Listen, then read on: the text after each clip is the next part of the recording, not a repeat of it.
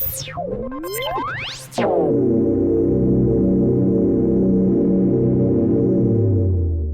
is your weekly report on corruption in the Philippine government.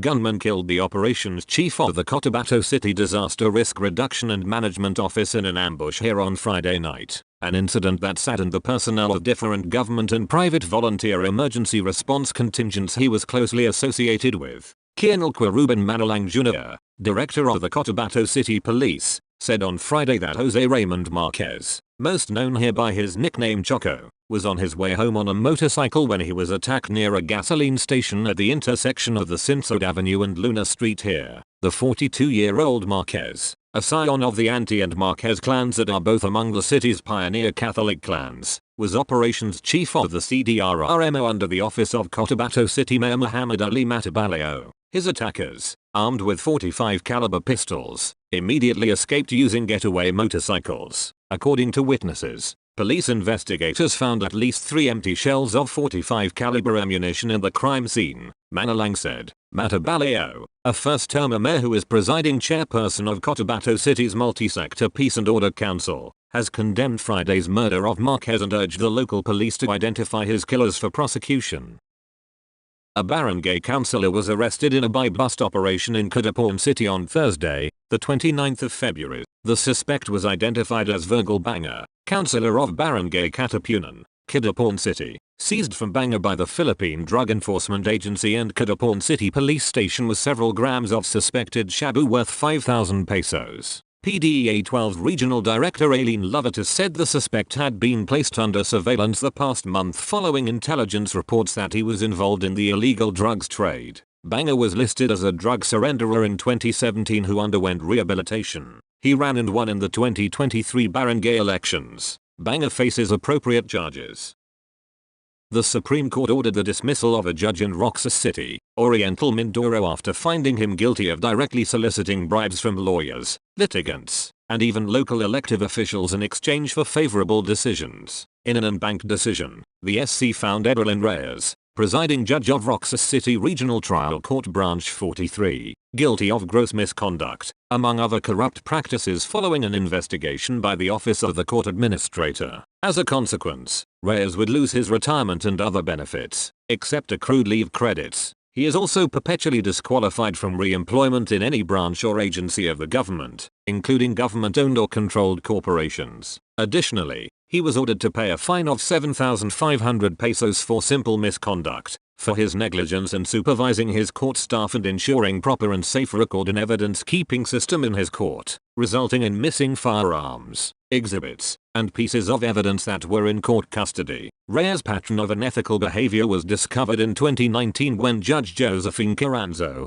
who was appointed as his substitute at Roxas City RTC Branch 39, returned in office, issued laptop he used to the SC Management Information Systems Office for repair and replacement. As a matter of protocol, the MISO examined the laptop and found a backup of iPhone messages, some of which showed that Reyes was engaged in corrupt practices. The OCA then hired a forensic expert to extract data from the laptop, resulting in the recovery of more incriminating information. 3 judicial audit teams were organized to conduct the investigation involving RTC branches 39, 41 and 43. The probe uncovered that Reyes solicited bribes, borrowed money, and received gifts from individuals with cases before his court. The SC audit findings further revealed his irregularities in handling firearms-related cases and failure to turn over confiscated weapons to the authorities. Despite Reyes' claims of privacy violations, the High Court maintained that government-issued devices are subject to monitoring and regulation. The SC emphasized that such devices are provided to facilitate official duties, not for personal use. These circumstances convince this court that Judge Reyes cannot successfully claim that the state unduly intruded into a personal matter, the SC said in its decision. The High Court noted that an administrative investigation would have been conducted, and the judicial audit team would have found the incriminating information, even without the SMS iMessage exchanges from the laptop. Thus, in the natural course of events, the evidence and information contained in the judicial audit team report would have reached this court, the SC added.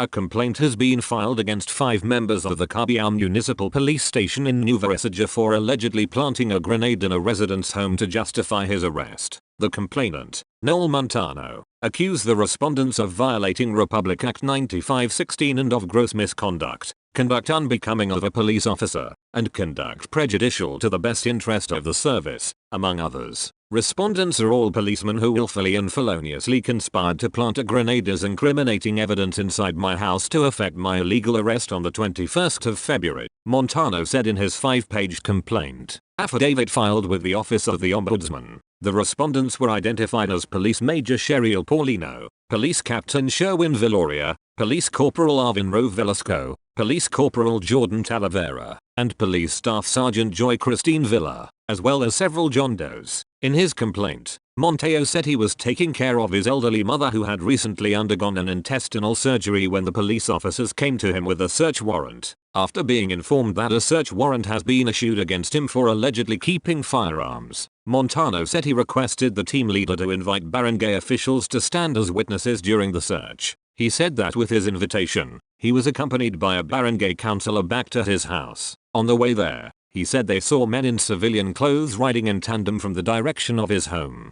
He said he believed that these were intelligence officers of the police station. Upon arrival at his house, he was informed that a group of cops had already arrived in the vicinity of their house and left. I was shocked when after searching the loft, the policeman declared that they found a grenade under the pillow of my sick mother. I protested the finding because first, I never owned any explosive, especially a grenade that may put our lives in peril, Montano said. And second, no one in his right mind would hide a grenade under the pillow of his ailing mother that just went under the knife, he added. Prosecutors eventually dismissed the charges against Montano, saying that there is nothing enumerated in the search warrant that was recovered from the possession of the respondent. My predicament has caused so much injustice, public humiliation, anxiety, and undue persecution as my rights were directly violated, Montano said.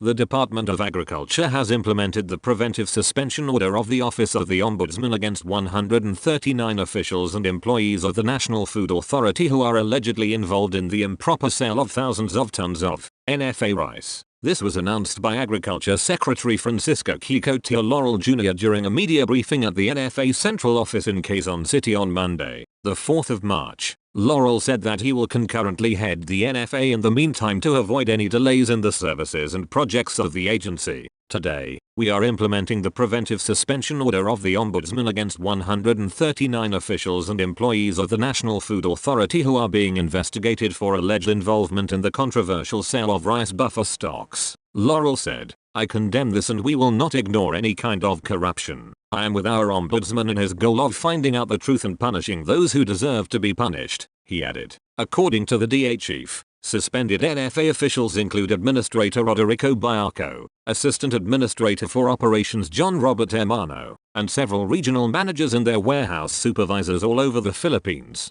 NFA Administrator Biarco had earlier filed leave of absence last Friday to allow investigators a free hand to undertake the probe which we expect will go beyond this controversy, said Laurel. He said the Agriculture Department seeks to dig deep as far as 2019. Adding that they welcome all who want to come forward and aid them in cleansing the NFA. Laurel said that he has been in contact with the Ombudsman since the controversy started. I also created a special panel of internal investigators to determine the culpability and see how we can prevent it from happening again in the future, he went on. To recall, an NFA official had accused several agency executives of improperly disposing of rice buffer stocks without bidding, and at prices that were allegedly disadvantageous to the government. NFA executives, meanwhile, denied any impropriety, claiming the sale followed procedures. In a statement, the NFA pointed out that it had the mandate to keep and dispose of 99.9% stocks in good and consumable condition. The rice we are selling are all sold at the mandated selling price of 25 pesos per kilogram. Although aging stocks need to be remilled before they could be released to the consumers, it stated.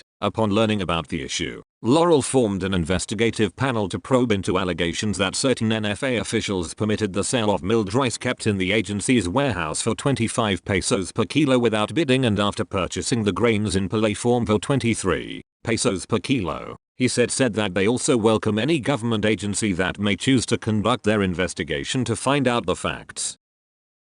3 cops implicated in a robbery incident in Kuwait in February have been relieved from their respective units and placed under restrictive custody. The development was announced by Police Regional Office 4A Director Brigadier General Paul Kenneth T. Lucas at a press conference in Camp Vicente Lim in Colombo City, Laguna, on Wednesday, the 6th of March. PRO4A said the suspects forcibly entered 2 residential houses in Barangay Magdalo Potal in Kuwait on the 13th of February. They reportedly tied the victims and held them at gunpoint while carting away valuable items, including cell phones, identification documents, a short firearm, and cash. The investigation by the Kuwait Municipal Police Station and the Provincial Intelligence Unit revealed that the van used by the suspects was rented to Senior Master Sergeant John Paulo Marigue Milona, assigned at the Cavite Provincial Intelligence and Detective Management Unit. This initial lead has facilitated the identification of additional suspects implicated in the robbery, including Senior Master Sergeant Reynaldo Andrade Quilit Jr. of Cavite Provincial Intelligence Unit and Corporal Leonard Pastrano Perez of the Laguna Provincial Drug Enforcement Unit.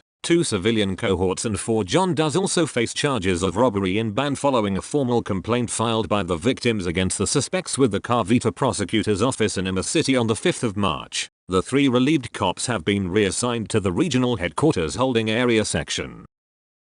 A village official died Wednesday after being stabbed inside his residence in this city. Noel Vargas, 66, councillor of Barangay Sabang, was repeatedly stabbed at 5:15 p.m. inside his house by a suspect who was unidentified in the report. The initial police investigation said the suspect used a bladed weapon. The police reported Vargas was taken to a hospital but died while being treated. The suspect was arrested after the incident while the investigation was ongoing.